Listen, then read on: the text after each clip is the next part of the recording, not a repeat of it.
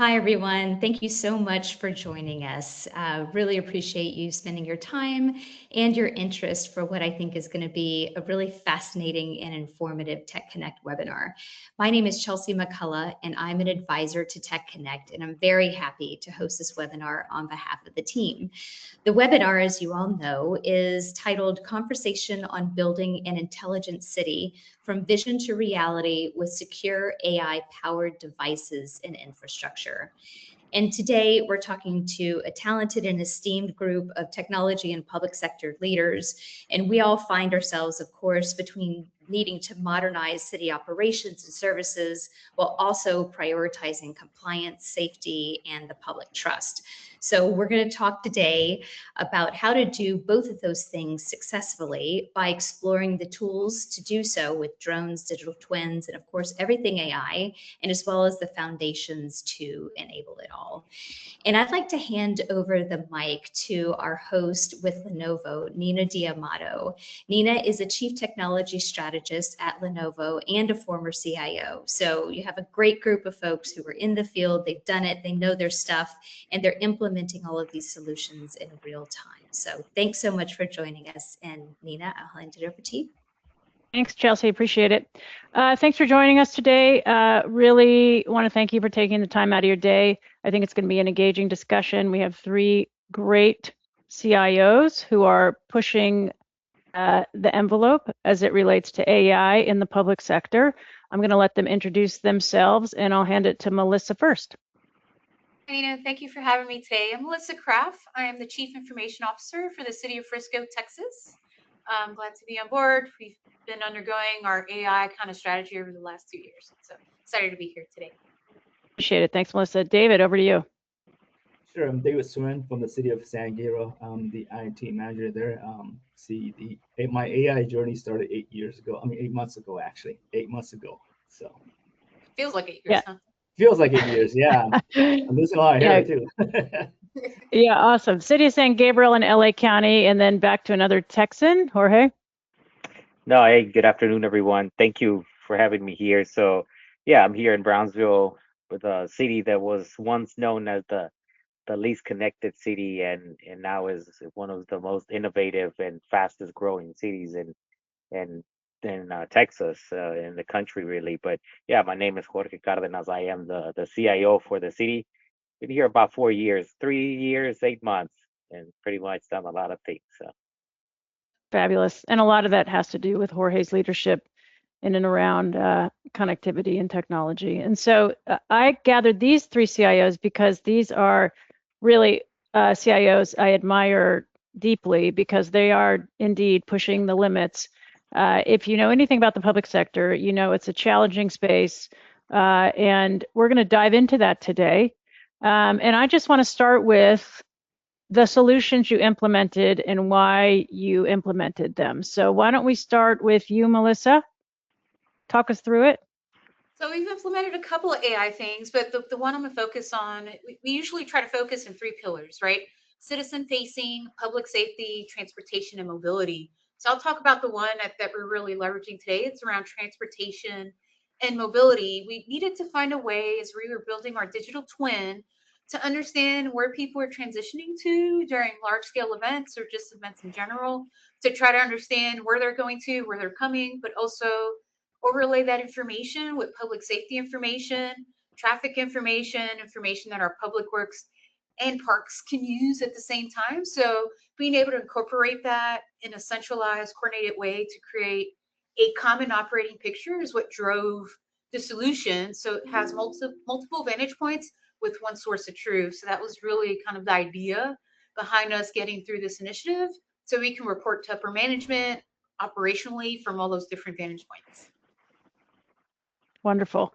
I mean, I really love how you categorize the 3 areas. I think that helps decision makers when you need to get things funded. Yes. But additionally, I think you talked a lot about data streams. So I also am going to touch on that a little later, but multiple data streams that we never actually thought could inform a decision, and also are usually the technical environments are disparate and, you know, data's boxed up. So appreciate you mentioning that.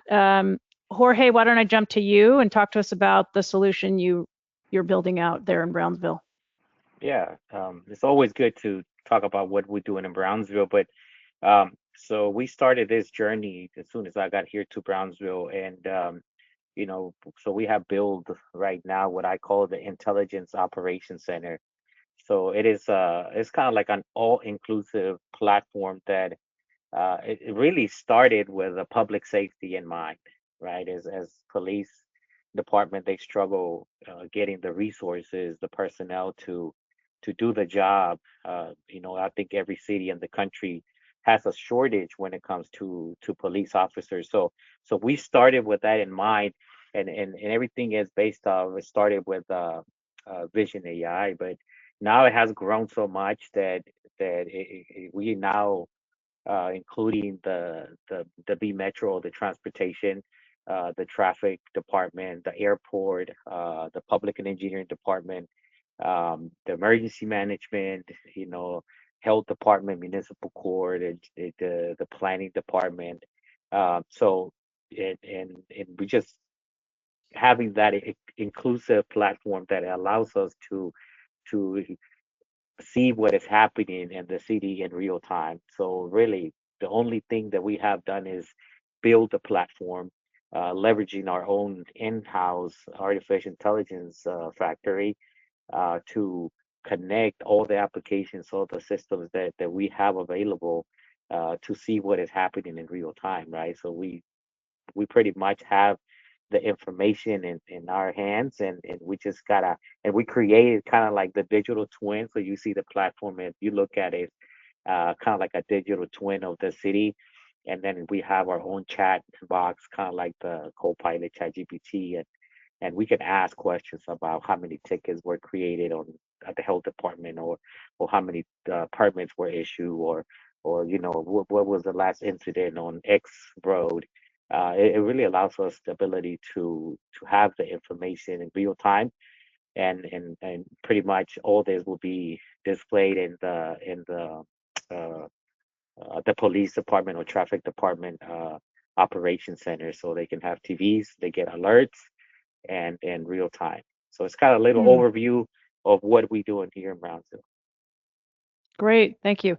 What was, I think, unique about yours is you've consolidated a lot of the city services and started with public safety, which we're seeing in the field quite a bit. People start with public safety because it's such a critical need, cities and counties. But it's interesting how you were able to expand it. So we're gonna dive deeper into your solution a little bit later. David, talk to us about the city of San Gabriel in LA County. Just reiterating what you've talked about, the public safety is one sector that's kind of like have not, I guess, has not been looked into for a long time. So there's no major changes in public safety software out there. Yes, you have your CAT-RMS, but CAT-RMS is what it does is collects information. What San Gabriel, City of San Gabriel, and Sky AI has determined to do was answer why. So you look at the data, there's always a history, right? There's a why. So we set out in the public safety to say, hey, I'm looking at these numbers. Why? Why are there so many bikes stolen? Why is this? Why is that? So our primary goal was to answer why. And that was the main goal. And then when we delved deeper and deeper into the policing, we realized, oh my God, everything is just so archaic, right? Sending reports into DOJ, the court, all it is it's a paper. We have to upload a paper, and so there's a lot of manual process. And then when we talk about data, data is even worse. I mean, every industry's talked about data having it already being digital. Ours is not.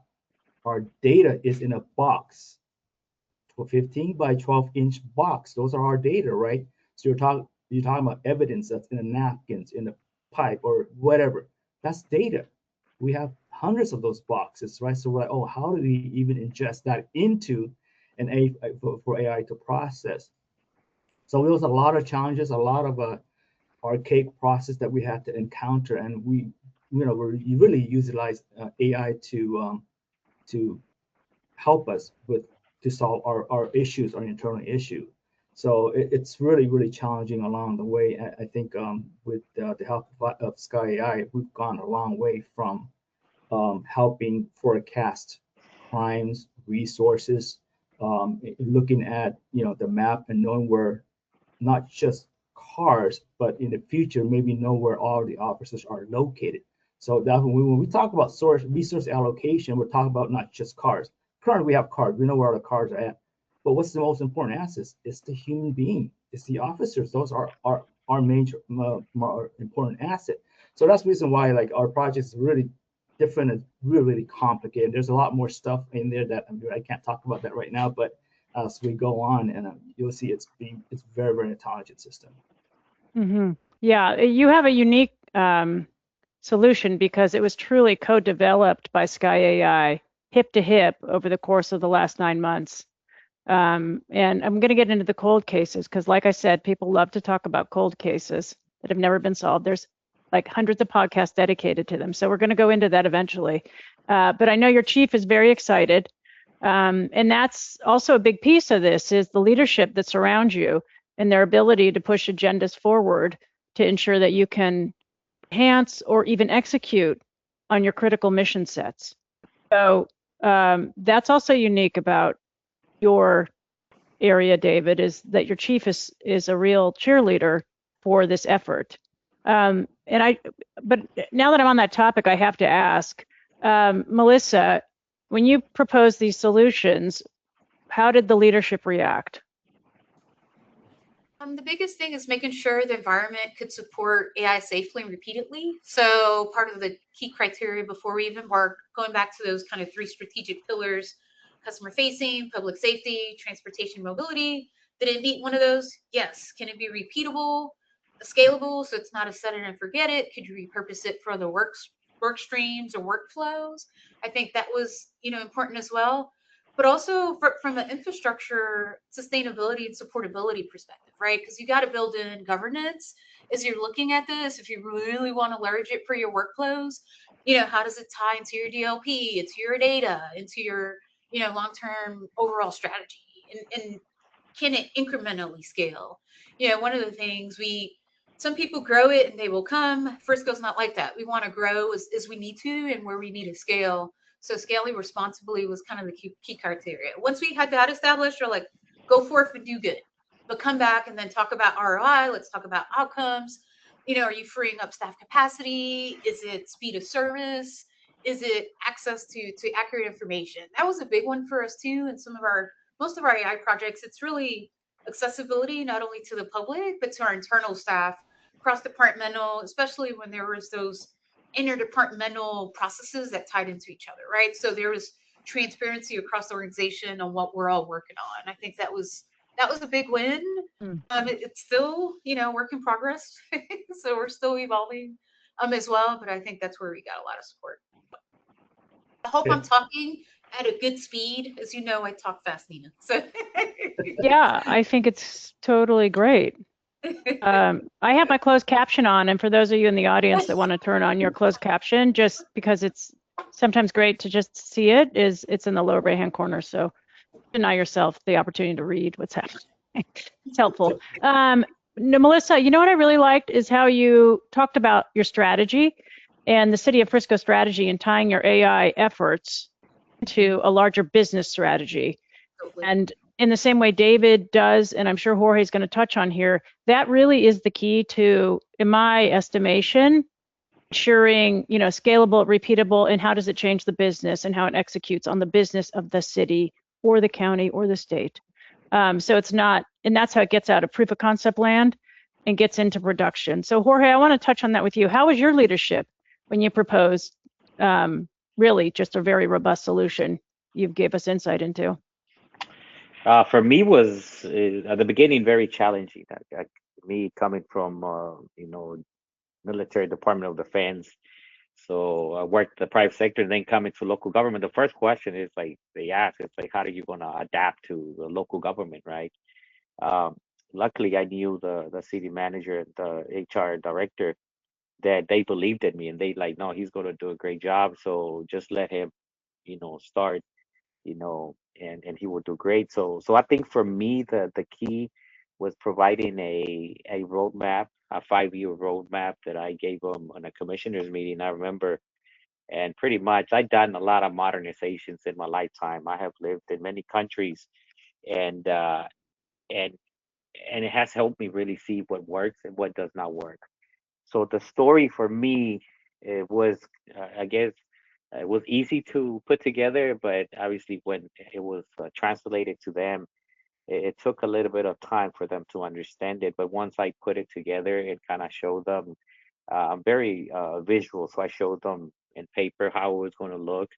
But I did was very realistic on where Brownsville was. If you remember at the beginning here, I stated that Brownsville was 30 years behind in technology. I mean, it was behind. And so me putting it in perspective, like this is where you at. You told me you want to be over here. So this is the journey that you got to take on. And I told them back then, it's like artificial intelligence has to be part of your journey. I mean, I've been looking at it, AI since, 2015, 2017. So I kind of had a plan in my mind of what I'm a resident too of a city, so I understand the need of a city. So I put it in perspective, and so it was just telling that story, and they believed 100%. The city manager here, she believed 100% in me and really supported me. But obviously, I had to do the work, and then I had to find the funds to get Hmm. this done, and it was not easy. So yeah, I think it's just me proving that I could build a road, a IT roadmap, and also prove that I can execute with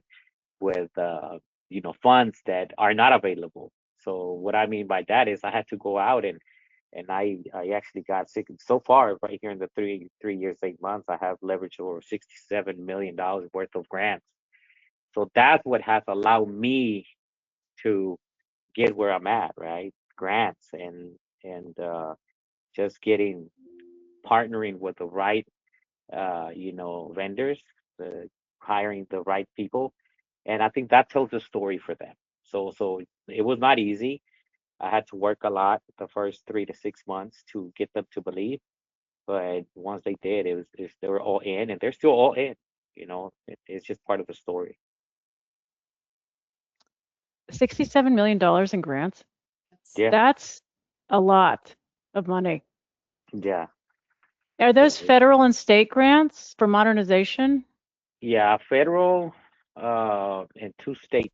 So 20 million federal, where we build our initial fiber infrastructure. Again, Brownsville was the least connected, so we had to bring internet connectivity. So we went and got 20 million for fiber to build our 100 miles of fiber, and then went out and got 27 million from TxDOT to build an intelligence transportation system and deploy our private 5G network. So we deploying 80 towers of private 5G network, which is operating. About 10 of them are already working, and uh, and then I went out and got another 20 million to expand on our fiber to extend connectivity to the county. Additional 17 cities around Brownsville that will be connected with our fiber infrastructure. So yeah, just leveraging that, and then obviously every grant nowadays, there's a lot of things that people don't understand is that grants that are available nowadays, especially right now, you could tie a lot of your artificial intelligence and IoTs to that grant, like the fiber, right? Going Hmm. out getting fiber. Well, yeah, but fiber just wires on the ground. Something needs to be connected to it. So we apply and we requested for some funds on that same grant to deploy a flooding detection system, and things like that. So just tying it to the community and the need of the region. Hmm. Yeah, that's wonderful and also very inspiring. I mean, I think what we're running into a lot in the field is, constrained budgets, lack of resources. I mean, AI isn't going to fix your constrained budget, right? So, Jorge, you've sort of inspired, I'm sure, many people on this call to think about how would I tie this to much larger goals for this region, and grants are a way to do that. So, state, federal, were these like DHS or UASI type grants, which is, I think, urban area security initiatives? No, they were like ARPA funds and I guess TechStot and um, NTIA funds. Uh, so those are the ones that we go for. I mean, and I went in, there was no match for well, the TechStot it did, but the other 40 million, there was no matching funds for it. So it's pretty much free money. I told my guys when I applied, this is what is crazy about it, right? That when I went and applied for the last grant, I saw there was zero matching funds. And I went out to the communities, to those 17 cities, and I told them, hey, we want to go for this grant. And then I went to the other bigger city close to Brownsville, and I was like, let's work together on a bigger picture. Uh, they don't want. It's a lot of work, so people don't want to do the work. So I was like, okay, I'm gonna go and apply for 22 million. Um, and uh, and I got the 22 million. I told my guys, man, I should have applied for 50 million. But why? Why did I get? I believe in talking to the BEO is why are we getting the grants? Is because we're not thinking about Brownsville. At least I'm not thinking when I go and apply for those grants. I'm not thinking about Brownsville. I'm thinking about the region. How is it that my infrastructure is going to help enable the neighboring small communities that cannot afford to do what we do? And again, I think that's why we got those grants, because we actually did it for others as well, not just for us. Well, Jorge, I know you're a retired Marine, so to others that seems like a lot of work, but to you that's just a day in the life. Just gotta do it. Just gotta do it. I mean, the grant application, it was 300 pages, just so you know. Wow, that's a lot. Okay. Okay, AI can help. Yeah. Yeah, eat your own dog food. That's inspiring. I think a lot of people heard that, Jorge, because I do think we run into like, well, how am I going to afford that? But you did say talk about infrastructure, and David, I want to kind of swing over to you because I know you have focused a lot on the infrastructure. So what were the changes you need to make to ensure that this Sky AI application actually served the purpose of increasing your capabilities of your police force? So, I mean, if we're talking about just one part of the entire AI stack, a small gaming computer would be okay.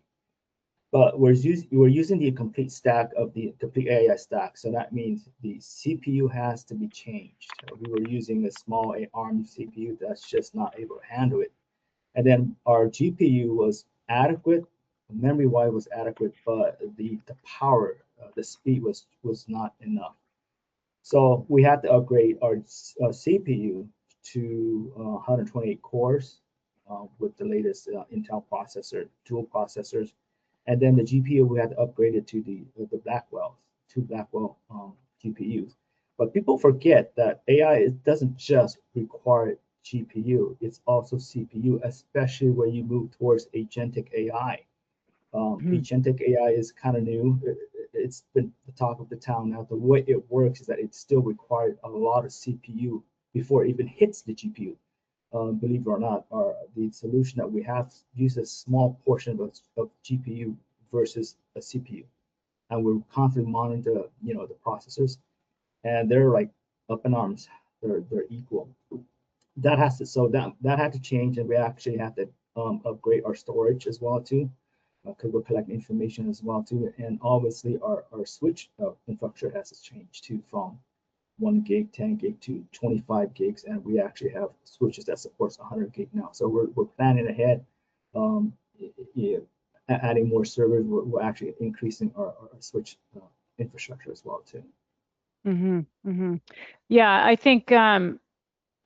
Now I feel like Jorge has really opened up our horizons here with all his $67 million worth of grants. So for sure, if you're going to pursue capabilities in and around an AI application, do not forget that you must invest in your back end, right? Or you will just be frustrated and you'll say it won't work, but it's really about that investment in the back end. But now, Jorge, I feel like you've kind of just opened it all up for us. Like, where am I going to get the money to do that? Well, we've got to go out and find some grants to do that. I think it's more than money. I'd say for us, the biggest challenge was really our people, right? And educating employees to understand what AI is, what it's not, when to use it, when not to use it, and where human judgment is required, right? I think AI, at least for us, as we were undergoing, those couple of AI use cases, it really exposes really quick the maturity of your data and processes. As a result of that, and some of our AI, I think both staff, both IT staff and like the different departmental staff, we underestimated the level of involvement required for AI, especially when it's using agentic AI. David is spot on. There's a lot of more intricacies that are involved with that. Like we used the AI avatar. We thought it was the neatest thing ever. We started with one niche area and we quickly found out like, oh, we got to really think through the temperament, the guardrails, the governance, the reliability, the testing. We had over 350 test use cases before we went live, and you have to make sure communications knew what it was saying, so it wasn't all out around. Did it go with our branding? All to say, really, the process and the people are just as important as the back end. That all has to tie together. So, Yeah, that's a good point. How did you? So, what kind of training activities did you do for them, Melissa? So we did a couple. We developed guiding principles. We also had a third party come in and work on kind of prompt training, and also come in and work on analyzing the different AI. But in order to look at your data and leverage AI, you have to understand which data domains, right? So that goes back to what's your foundational pieces, going back to the back end of what you're talking about. Like, do we have an accurate data inventory? Are we using data loss prevention on this? How's the security? Where can it go? What are the rates? Going back to how you build your key foundational pieces, and then you go back, start to peel the onion back a little bit. So that's why we always try to focus in those three key areas, because we know we're data rich in those areas. I think all of us said here, public safety is a great area to start in, because there's so much data and we kind of know where it's maintained, how it's maintained, sort of, at least for the most part, and take it from there. So I just want to add that in public safety, the most important thing is that the data governance, making sure that data, our AI cannot touch the internet. It cannot, when we do prompt everything, it has to be internal. It cannot touch the internet at all. So that's really important. Absolutely. And using like AI to check AI. So you're not only checking it to see it works, you're checking it to see how it doesn't work either. So, like you have a bad actor AI agent trying to purposely break it, right? So yes. And the hard part about agentic AI is actually to control it, believe it or not. Yeah. Agreed. Yeah, absolutely. Yeah, David, you've highlighted that that one of the reasons you decided to go back to on-prem was because of the end of a journey for a police officer who's trying to solve a case.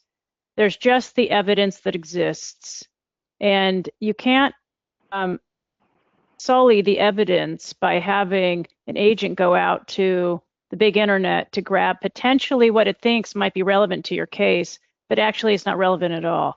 Can you kind of touch on that? Because I think that's fascinating. And then, for civilians, we don't actually think about that because we're not putting up in front of a district attorney, evidence around potentially, a homicide or something. So can you touch on that? Because I think that was definitely a design principle that you took with you. Yeah, sure. So Sky AI Wade has always told me the truth, right? So that means the AI has to gather information that is the truth just based on data. And our data is so freaking unstructured, right? We're talking about data as this digital, data in databases. Data are videos, photos, pictures. So it just scattered all over the place, right? We have multiple systems, so we want AI to consume as much as possible to actually present the truth only. And this is the reason why that we have to tame and make sure that the system itself doesn't traverse through the internet and find its way back out into the internet. That's like really dangerous for us, because if we actually use, let's say for example, chat to say, hey, ask about our cases, if that goes out to a cloud, in order to process, obviously, the cloud AI has to have that information in order to process, right? So we can't have any of that. It's got to all be processed internally. and the data has to be learned using machine learning and deep learning. It has to be learned from our own data, nothing from outside. So that's really important. David, I think that's a excellent point, and if I can add on that too, it also helps understand and contain your costs a little bit too, right? That's part of why we have kind of a similar structure like you're setting up, where it's kind of a little bit air gapped, right? So we could kind of contain how many workloads and processes, who's being in, and those workloads are measured, right? So Sure. I mean, too. Yes, the tokens are just crazy. If you read the internet, Cloud's token cost is just astronomical. That's why Microsoft took it out, because it's just too expensive. So like, no, we can't do that. We can't, first, we can't afford that. Secondly, we can't have our data exposed on the internet, because some of those pictures that's there, or videos that's there, it's like normal people can't see it. Their reaction would be just psychologically not ready to see those pictures, and that cannot be exposed on the internet. Jorge, is this resonating with you? Everything they're touching on? Yeah, I think the main thing for me was that's the reason we decided to stay in-house. I done a lot of research and seen a lot of organizations and private sector and local governments. They try to go out and find a solution that is public. That just not cost effective for, especially for a city, right? It cannot have, and the data too. It's like you pushing your data out, and even internal, using or inferencing that the information from the police department has been a challenge, because you have to separate that, right? You got to be certified, make sure that your platform is certified with CJIS, and now make sure that it goes through all the proper channels. But I think that's the cool thing about our platform and how we designed it, that it does that inferencing. It just analyzes the data in real time. You tell it to tell you something, it tells you, but it doesn't store the data. So I think that even internal is not storing the data. The data resides in its own location, right? And the video stays on the cloud or whatever we have it, and if needed, I can go and grab it. So it's beautiful seeing it done inside and in house, and it never leaves the your departments. So I mean, we right now I'm very cautious on pushing things to the public. So I do a lot of testing, and we're doing a lot of testing where we want to bring it to the public, on especially with generating, Melissa touched on a chatbot, right, or an avatar. But I mean, there's a lot of information that is already public, that we're leveraging that information that is public, and using that the public facing chat, using our platform to pretty much collate all the data that is already public without coming inside of my data center to pull the information. So everything, most of the things that the public wants to know is already public, so why not leverage what is already public, just pulling all that data into your platform. On the flip side, I think there's appropriate use cases where it can be used for public. I know our visit Frisco, we did an AI digital assistant, and actually got an award for it too. And it's super neat because it replies based on how you ask the question. So for instance, hey, what do I do this weekend with my teenager? Would I do something with my parents? It'll give you two different agendas, guidelines, what's happening in the town. And it also, going back to the accessibility piece, going back to our kind of 3 key goals, one of it is accessibility for World Cup, right? We're hosting Sweden. We got a lot of people coming in and visiting. We got PGA next year. Our Universal Studios opens up on July 1st. So it was like, we got to find other methods to engage, especially for those after hours who are planning a trip. Heck, we're even advertising inside ChatGPT. Like, this is yeah, pretty unique. So they're finding ways to engage with people that are visiting. And that was one of the ways we can leverage, like you said, if you're already publicizing the data, why not leverage that emerging technology? It doesn't touch anything internal. So we try to have a hybrid approach for some of those key things. For citizen facing, if it can touch the public, it's public data, leverage that emerging more tech, more of that emerging technology where it's appropriate. So. Yeah, that's a great point. That's a great point about you want some things to be open source and not when we talk about the regulated industries, I think these are really what you all are working on is really insightful, and we see that in banking and finance, we see that in the utilities. But when you're talking about people just wanting to have a good time or access a permit, they need to understand some other pieces that are in the open source internet, like how to cut the time to your permitting solution, for example. So that's a great point. What else are you seeing there at FIFA, by the way? We broke the record for having the most soccer balls in one area. Congratulations. So we're actually, I will do a post debrief at some point, but we are getting a lot of neat data insights, both via web, and we did hire a third-party service that monitors our facilities, our web insights, our cybersecurity, our IP address. We're getting kind of good information there too. It's been interesting to see the usage of our facilities and our web footprint. And I'll leave it at that. Well, we're looking forward to the debrief. So, yeah, we're nowhere near the final, so we got a long way. Hey, So- Melissa, I'm sorry, I have Yes, a question go for ahead. Melissa. Melissa, are you using AI for your trip planning? For what? Trip planning? Yes, trip planning. Yes. So you're integrating your what software do you use? I'm trying to be vendor agnostic, but it's definitely a third-party tool that we're using on our Visit Frisco website. So if you go there, it'll tell you the tool. Okay, yeah, because I'm interested in the trip plan because my previous agency, I used to work for a bus, with a city with a bus, and our trip planner was always like pulling his hair out every single time when it comes to doing scheduling. Yes, Planning the and bus. we have a circulator that is going through 3 different parts of town that we did in preparation for World Cup. So we partnered, going back to Jorge, it's important to have that local partnership. So we're working with our DCTA, our transportation authority. We were able to get a circulator. We also have kind of Uber vouchers, and we're just analyzing all of that information to see which ones pick up the most. And again, going back to where folks are going, there's another AI tool we're using that shows different layers of information to include kind of cell phone, car, transportation, calls, a whole bunch of different layers of information. So it's pretty interesting. Definitely, it is. I'm really interested to see kind of the post debrief and analyze how, like, did we anticipate what we thought we anticipated? So yeah, kind of post mortem review.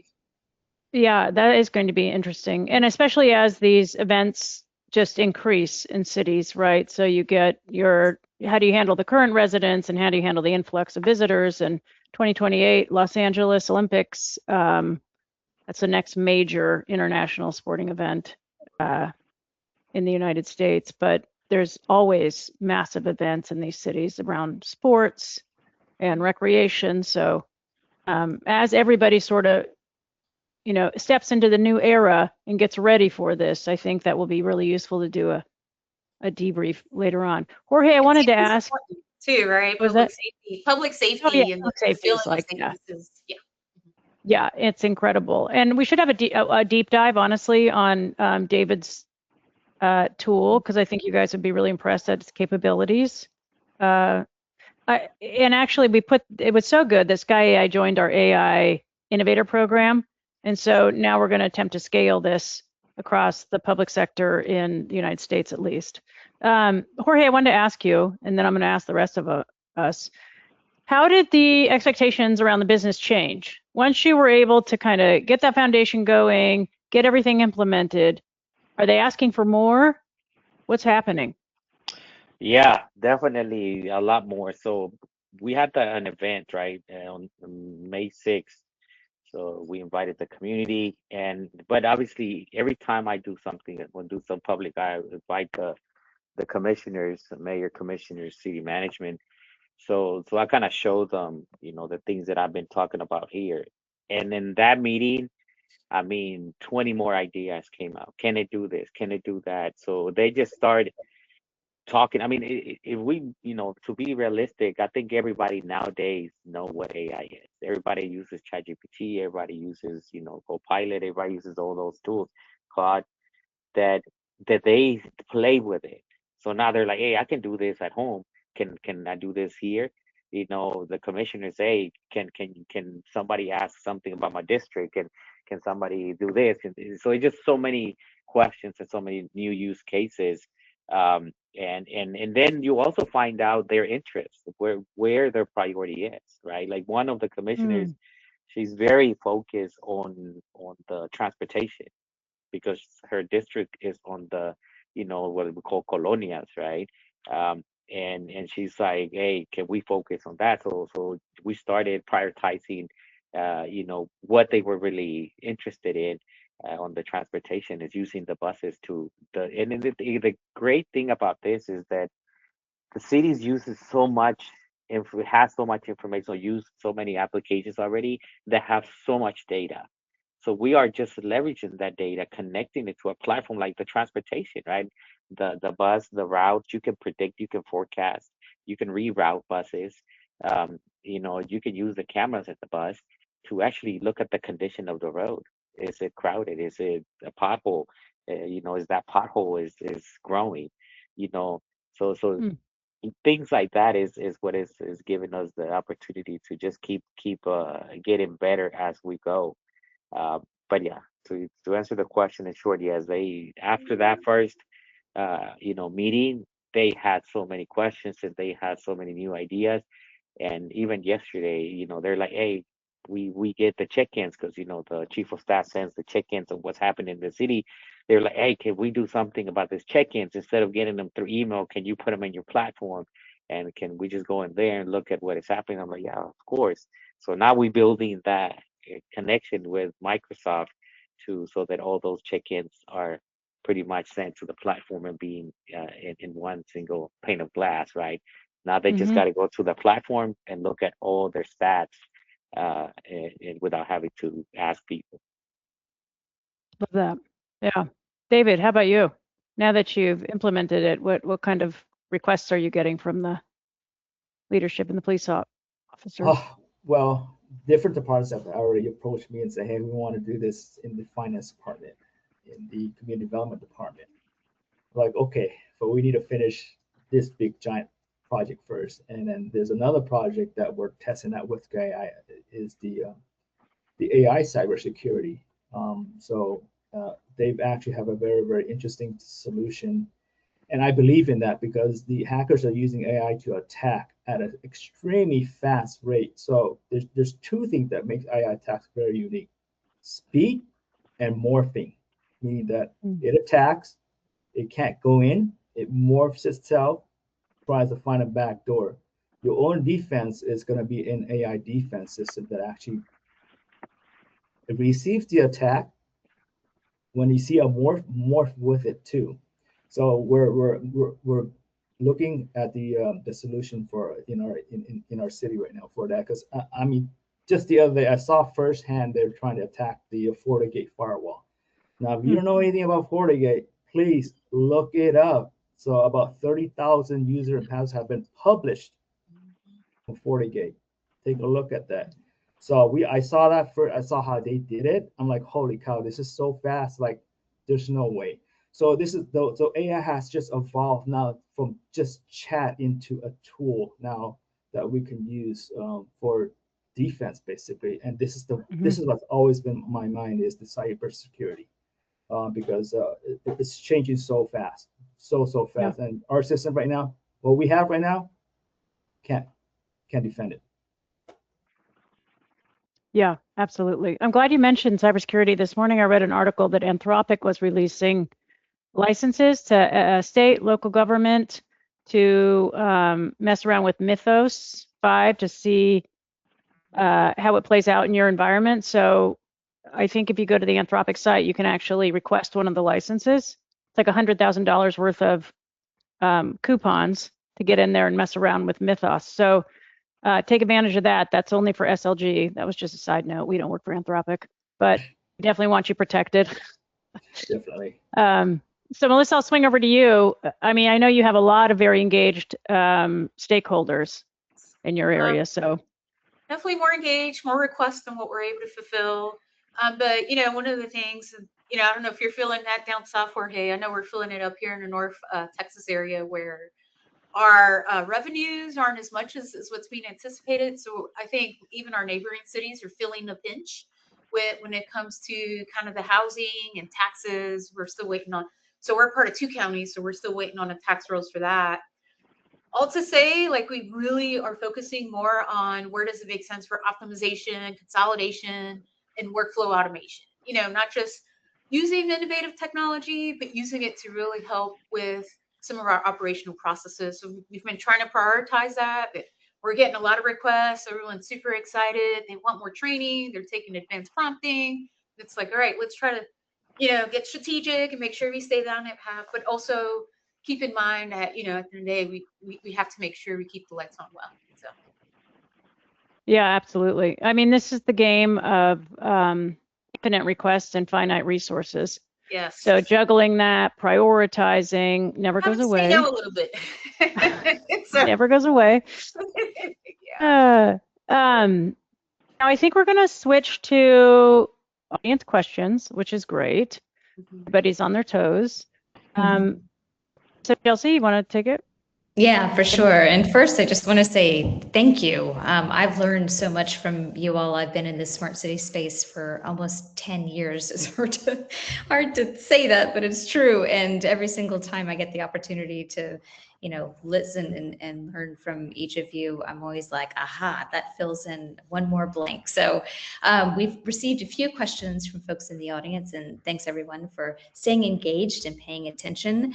A lot of the questions that I'm just going to summarize, some of them are around partnerships. And some of you mentioned having to think and act in regional ways. And we all know that that means that there are partners with multiple industry actors, with different levels of government, and even with local partners. So in the era of this huge AI-enabled transition, I wonder if each of you can kind of talk through this. And Nina, curious about your thoughts as well, since you do this across so many different layers of government. So question on partnerships, how you manage them, how you steer them, how you help people, kind of facilitate change in AI.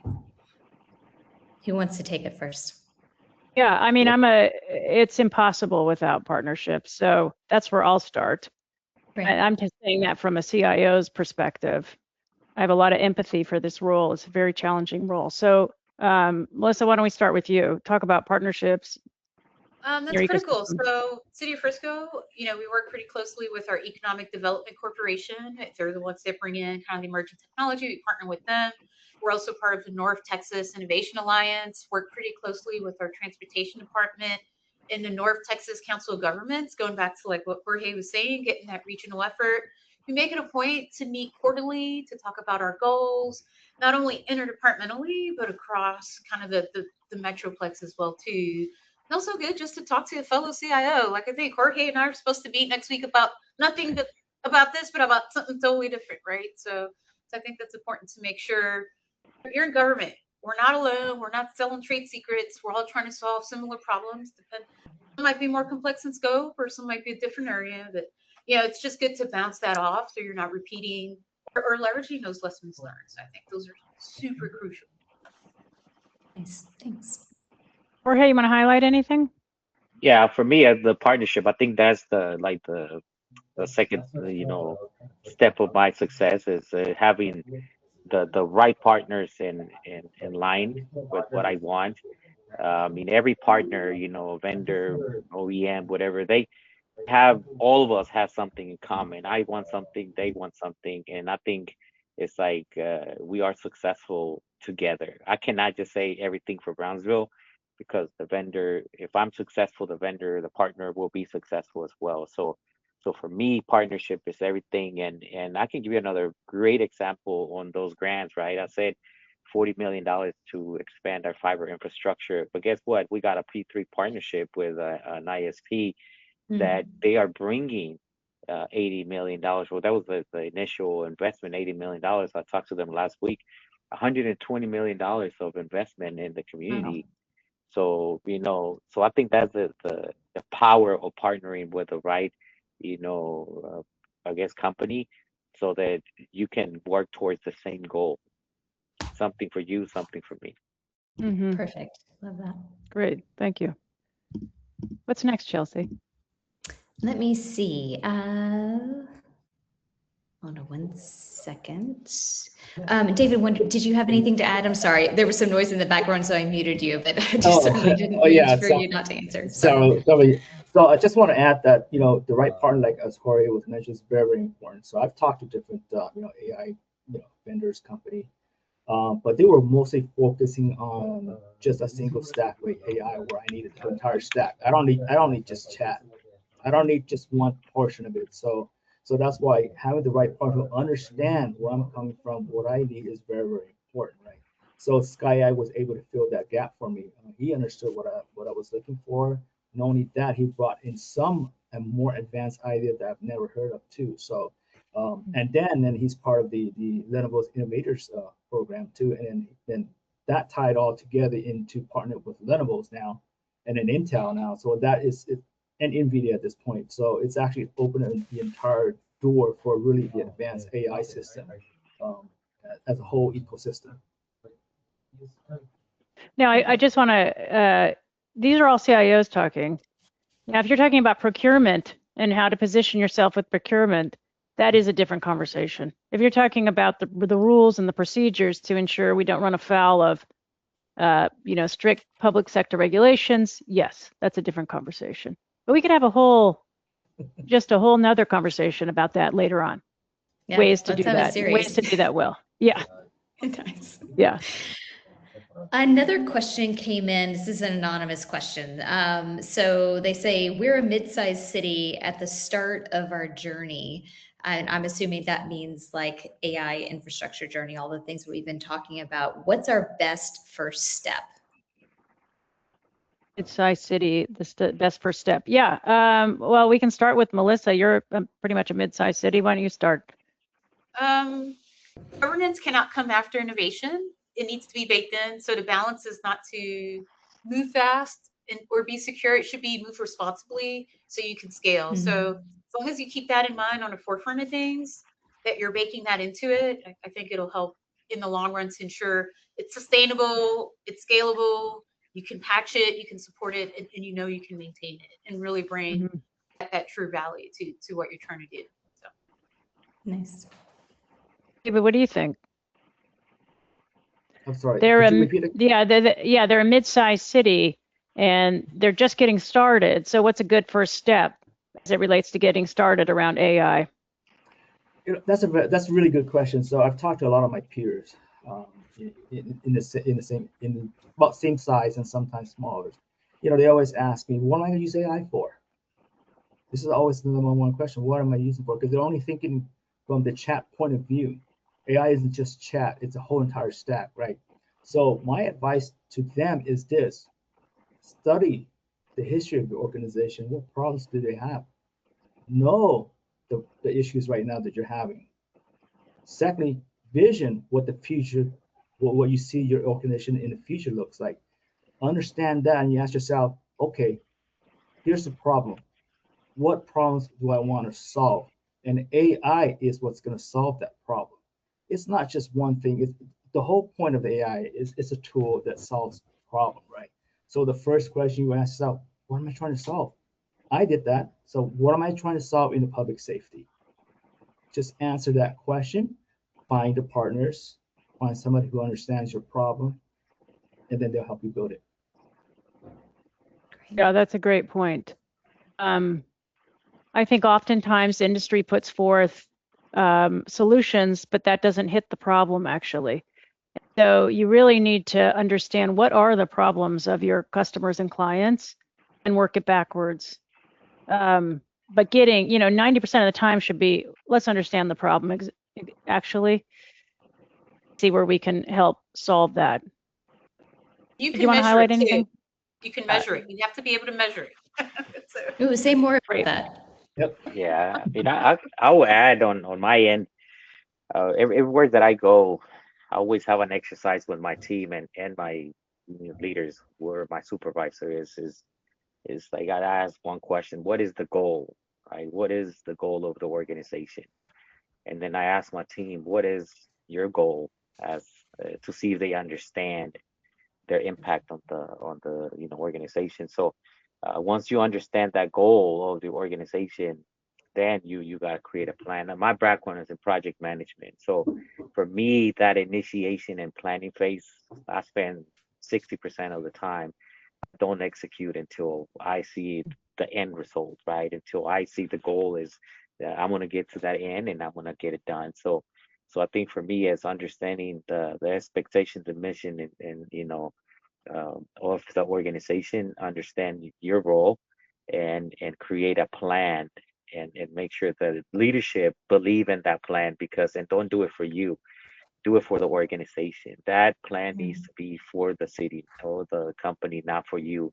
Because us CIOs sometimes believe that what we want to do is the right thing, but it's what we want, what we think is right. But leadership might have a completely different idea, and that's when it backfires to us, because now they don't support us because it was my idea, not the organization. So to me, it will be that, make sure you have a plan, make sure you understand. And I guess the third one I will add, make sure you hire the right people. That's really good advice. Both Well, you said internal to the clients city too, and right? external, right? Yeah. Yeah. Thanks, Jorge. Yeah, that's a great point. There was a question about measurement. So what are some of the KPIs you guys have put in place? Nice. Or even any indicators, any measures? Time to service, time to response, kind of your basic type of measurements there. Usage. So specifically for a public facing one, we were able to measure how long they were on our website before the AI implementation and after, and it increased by 25%. Hey, we can say that now because we saw the usage go up. They're spending minutes. So it tells us they're actually, you can tell the level of questioning. They're asking 3 questions deep and creating an agenda. So I'm like, okay, that's really cool. It's actually working. Nice. So yeah. Nice. Jorge, how about you? How do you For me, as know? the customer experience. So with our platform, we want to make sure that we change the customer, improve the customer experience, and the city started the initiative of sending out a survey for the community to for them to tell us how we're doing, and create that baseline, so that we can say, hey, this is how we were last year, this is how we are now. uh, Pretty much the same thing we do with the culture, the internal culture of the organization. The same thing, we send out a survey, we create a baseline. Now we're seeing how that's changing. So within the platform we have, where now we can actually identify it. People can come in and check periodically on how they're feeling, what they think about a project, why is it going wrong, and things like that. So that's kind of like the metrics. And also, I mean, the service management, right? How good are we responding? So that's another metric. The KPI that we look at is like, before, it used to take you 10 days to respond. Now it's taking you 6 days, right? Mm-hmm. So here, like for me, I can tell you the department, when I got here, it was 9 days to respond. So which is, to me, is alarming, right? Now we under 4 hours on the response time. So that's, now we pushing that to the actual other departments, where we implementing a new service management system, where we're gonna push the same metrics, the same SLAs, the time to respond. So that's really what we're focusing on too. But again, the goal is the customer experience. Yeah. And then I'm guessing you have 2 sets of customers, your internal and your residents. Yeah. Correct. Great. David, how about you? That's a little bit different. So obviously, to reduce, make our department more quicker, more efficient. But my ultimate personal goal is to leverage the unsolved cases, moving that to solvable cases. So that's kind of like my personal goal is to, all right, cases that we thought we could not solve, the AI will see something that we did not see and say, hey, you're missing this piece of critical information that could solve the case, or find somebody. So that is kind of, for me, that's a personal measurement, is to help solve cases and ultimately maybe save somebody's life, and that's my KPI. I love that. I don't think we're going to get any better than that, Chelsea.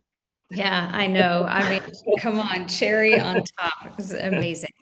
Well, you all have helped me solve several problems that I came into this and questions that I had. And I just wanted to thank you again for sharing all of your expertise and your experience. Thank you to all of our attendees for your thoughtful questions and for taking the time out of your day. Thank you, Nina, to you and all of your team for helping us construct this webinar. And we hope to see you at the next one. Okay. Thanks, Well, everyone. Have a Good great week. week. Thank you. Thanks, Bye. everyone. Bye.